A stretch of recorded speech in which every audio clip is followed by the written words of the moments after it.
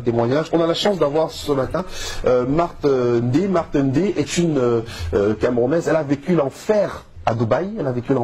C'est malheureusement le quotidien de beaucoup d'Africaines qui ont fait miroiter un avenir radieux et qui finalement deviennent des esclaves, parfois des esclaves sexuels, et vivent dans des conditions terribles. Alors ce matin, elle est avec nous sur le plateau. Âme sensible, bien vouloir vous abstenir. Elle fera un témoignage. Je la rejoins tout de suite. Bonjour Marthe et merci à vous d'avoir accepté l'invitation. Je vous fais la bise. Comment allez-vous? Ça va. Voilà. Alors vous revenez de Dubaï. Vous êtes parti du Cameroun pour Dubaï et on vous promotait le ciel et la terre à Dubaï, mais finalement, au bout de quelques jours, tout cela s'est transformé en cauchemar. Est-ce que vous pouvez nous raconter votre histoire, Marthe? Oui, ça a commencé par quelqu'un qui m'a donné le contact d'un monsieur qui est à Dubaï, un arabe. Et c'est de là où tout a commencé. J'ai fait mes papiers et j'ai payé tout ce que il fallait pour voyager. Étant arrivé de là, le monsieur est venu me prendre et voilà où mon enfer commence. Le premier jour, il me fait comprendre d'appeler toute ma famille et convaincre ma famille que je suis bien arrivée. Je l'ai fait, mais le lendemain, c'était une autre chose. Alors, vous êtes allé à Dubaï faire quoi concrètement? Est-ce que vous avez une formation ici au Cameroun? Qu'est-ce qui vous a motivé, vous, à partir à Dubaï? Oui, c'est que je n'avais pas de travail. Et j'ai un niveau bac anglophone et j'ai fait l'hôtellerie. Et après ça, tellement je cherchais de travail, rien. Quand j'ai eu cette occasion, je me suis lancée et je partais là travailler comme secrétaire personnel au monsieur de l'arabe. Bon, arrivé là, étant là-bas, j'ai commencé à travailler pour lui, mais je me suis rendu compte que quand j'ouvrais ses mails, il était en train de dire aux filles de venir travailler pour lui. Mais ce n'était pas ce qu'on faisait. Ce qu'on faisait, c'était qu'il vendait des filles dans des maisons, comme prostituées, comme des esclaves. Surtout moi, j'avais que 2 heures de repos. Toute la journée, je dois travailler, je dois faire tout ce qu'il me demande et abuser de moi sexuellement. Et tout ça, il n'y a pas de repos. Et il y a aussi on te bat, on te fouette avec la ceinture. Et il y a d'autres filles que je ne voyais pas où ils partaient. Parce que quand je joue ce rôle, de les convaincre d'arriver, j'étais obligée de les faire. Et dès que cette fille arrive, on m'enferme dans une chambre. Et après, je ne sais pas où on amène toutes ces filles-là. Et c'est comme ça que la vie n'était pas facile. Tout ce que je voulais, c'était juste de rentrer dans mon pays. Mais comme on était tous en sécurité, on ne parlait pas. Tout ce qu'on te demandait de faire, ce n'est que ce que tu devais faire. Et si tu ne le fais pas, on te tape, on peut même te couper la main, on te bat. C'était donc tout ce que je vivais en ce moment. Mais je n'avais pas moyen de sortir de là. Alors, est-ce qu'il a récupéré votre passeport quand vous êtes arrivé à Dubaï? Quand vous êtes arrivé, il vous a bien accueilli, on a récupéré le passeport? Oui, dès l'aéroport, il a pris mon passeport. C'est la première chose quand il vous salue. Et c'est de là qu'il m'amène à la maison. Et quand il m'a amené à la maison, le premier jour, ils m'ont présenté une chambre pour que je dorme. Mais le lendemain, ce n'était plus ça. Je dormais plutôt à côté de son lit parce que lui-même, il était malade. Il avait une toux à laquelle il toussait et il fallait un plastique à laquelle, à chaque fois, je dois changer ce plastique. Je dois lui faire son thé et je me couche à côté de son lit. La nuit, s'il a toussé, je prends ce plastique, j'arrête et il crache et je porte, je le verse. Et je suis obligée de faire tout ce qu'il me dit sexuellement. Il vous a demandé de lui faire des fellations, vous faisiez des fellations? Oui, je le faisais. Malgré son état de santé?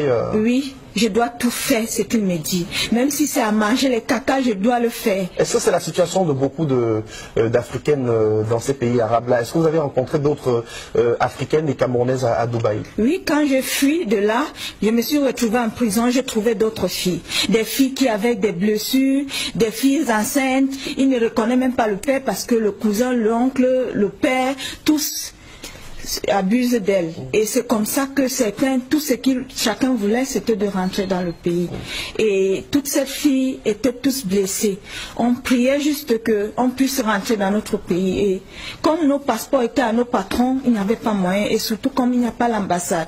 Il faut chercher quelqu'un qui peut aller signer votre passe pour que vous puissiez rentrer dans notre pays. C'est comme ça donc que j'ai trouvé d'autres personnes. Et j'ai vécu vraiment des scènes dans lesquelles je voyais cette fille camerounaise, des filles africaines qui arrivaient. Et je me disais souvent que c'était même sûr qu'on les tuait. Parce que je vivais vraiment certaines scènes. J'étais là présent, je voyais tout, mais je n'avais pas le droit de parler. Tout ce qui fallait faire, c'est juste jouer cette rôle. Ou non, moi aussi, je dois mourir. Donc dans cette société arabe-là, il n'y avait aucune considération pour vous, les Africaines, vous étiez totalement maltraitées, exploitées sexuellement. On parle même d'autres filles aussi qui sont obligées de se livrer à la prostitution aussi. Oui, oui, oui. Là, c'est même normal. Ce qui est même plus, c'est celle à laquelle on vous oblige à faire des sexes dans des choses que vous ne connaissez même pas. Sexuellement, Ce qui a été votre cas. Oui. Vous avez passé le temps à faire une relation à votre maître qui lui était pas en santé du tout. Oui. Et vous travaillez, vous avez que 2 ou 3 heures de repos, on vient vous réveiller et vous ne vous couchez pas bien sur un lit, c'est juste au sol. Et quand il est l'heure, on vient vous botte de vous réveiller. Est-ce que vous n'avez pas imaginé que c'était peut-être un piège qu'on vous tendait, parce qu'il y a quand même de la sensibilisation autour de ces voyages vers les pays arabes. Vous êtes parti, ça fait quelques temps, vous avez passé finalement 3 mois à Dubaï, mais on sait qu'il y a quand même une forte sensibilisation, on attire l'attention des jeunes sur les dangers justement qui les guettent quand ils arrivent dans ces pays-là. Alors, qu'est-ce qui vous a convaincu à partir en vous disant que c'était vraiment un bon emploi qu'on vous proposait? Moi, je causais chaque jour avec cette mission. On a pu causer pendant 1 mois et demi, étant ici. Là, je ne vous mens pas, monsieur, c'est des choses à laquelle j'appelle l'attention de toutes mes soeurs et tous mes frères, d'être vigilants. Tout ce qu'on nous dit n'est pas vrai. Beaucoup de choses qu'on vous dit, la personne cause avec vous, parce que moi-même, je causais avec certaines des filles. Si elle est anglophone, je la convainc. Si elle est francophone, je la convainc pour qu'elle vienne. Donc, beaucoup de ces personnes, l'image qu'on vous montre n'est pas ce que vous croyez. Mais c'est quand vous êtes sur le terrain que vous vous rendrez compte que ça, ce n'est pas vraiment ce qu'on vous montre. Ils font de belles photos, ils font de belles choses et tout. Moi, j'appelle l'attention de toutes les jeunes filles d'être très vigilantes. Moi, je préfère que si vous avez l'opportunité de fréquenter, rester au pays, je préfère que vous restez. Moi, surtout, j'ai tout perdu. Tout perdu, ce que j'ai investi. Je suis au pays, je n'ai pas de travail. Depuis, j'ai déposé des demandes partout, rien du tout. Je suis là. Et c'est Dieu seul qui sait comment je vis. Mais comment vous avez fait pour revenir finalement, pour vous enfuir de l'enfer de Dubaï et revenir au Cameroun? C'est par la grâce de Dieu que j'ai pu fuir, me retrouver dans une rue.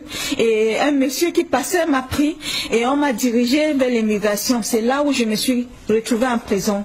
La prison était 1000 fois mieux que l'esclavage qu'on vivait de là. Et avec toutes d'autres filles, pas simplement l'africaine, il y a les Philippiennes, il y a d'autres pays africains, les Éthiopiens qui vivent cet enfer. En prison, on ne vous autorise pas de fumer parce que si j'avais cette opportunité de fumer, je suis sûre qu'une de nos sœurs n'acceptera pas aller dans ce pays. Mais il nous privilège de tout. On vous fouille jusqu'à vos sexes si vous n'avez pas de caméra. C'est comme ça qu'on vit là-bas. Je demande à toutes les gens de bonne volonté s'ils peuvent m'aider, même à avoir juste un travail. Vous avez quel profil? Vous avez un baccalauréat? Oui, un bac NDC Advanced Level. Advanced Level. Et j'ai aussi fait une formation en hôtellerie. Et je remercie le président de m'avoir amené ici et de me donner ce courage d'être là. Et je vous bénis tous et je demande aux jeunes filles d'être très vigilantes. De ne pas rêver, comme on l'a dit souvent, les belles paroles, mais sur place, certains n'ont pas vécu. Alors, vous avez vécu un autre traumatisme aussi, parce qu'à cause de cette situation, votre père n'a pas pu supporter et il est décédé malheureusement. Oui, oui, parce que quand j'étais en prison, il fallait que je sorte. Et il n'avait pas de moyens. Mon père, il était aussi un peu malade, mais du fait qu'il faut qu'il cherche le moyen pour me faire sortir. Et il n'y avait pas aussi le passeport. Il fallait beaucoup de prières parce que le Camerounais, je suis sûre que beaucoup de Camerounaises qui sont là-bas, qui sont enfermées, qui n'ont pas de passeport, ne reviennent plus. On vous envoie au Central Jail, c'est comme ça que vous vous retrouvez et vous vivez toutes vos années là. Si un jour on vous cherche, tant mieux, sinon toute vos vies. Ceux qui n'ont pas peur, ceux qui ont peur d'affronter la réalité et dire la vérité reste là et peut-être. Alors depuis que vous êtes revenu, est-ce que vous avez cherché à rentrer en contact avec le monsieur qui vous a fait partir à Dubaï? Je crois savoir que c'était un pasteur. Oui, le numéro ne passe plus, il n'est plus où je l'ai rencontré. Il n'est plus là. Dans tous ces contacts, dont je l'appelle, le numéro ne passe plus, je n'ai aucune nouvelle. Et le monsieur de Dubaï qui vous a maltraité, exploité sexuellement, l'arabe, vous avez cherché à rentrer en contact avec lui? Il a coupé les lignes. Il a coupé les contacts. Mais j'essaye souvent par ses emails parce que c'était pas ses emails qu'on communiquait et tout et tout. Mais c'est comme si quand il est maintenant très vigilant avec ce qu'il fait. Il y a beaucoup de Camerounaises dans cette situation-là à Dubaï? Oui, il y a beaucoup de Camerounais. Il y a ceux même que j'ai même, comme je causais français et l'arabe ne causait pas français, j'ai essayé de convaincre certaines de ces filles qui causaient l'anglais et le français de ne pas venir, que ce n'est pas vraiment un vrai rêve. Et certains d'eux ont accepté, certains se sont représentés et j'étais obligée de le faire. C'est tout ce que je pouvais faire pour puisse survivre et rentrer au pays. Merci pour votre témoignage. Restez avec nous sur le plateau, Marthe.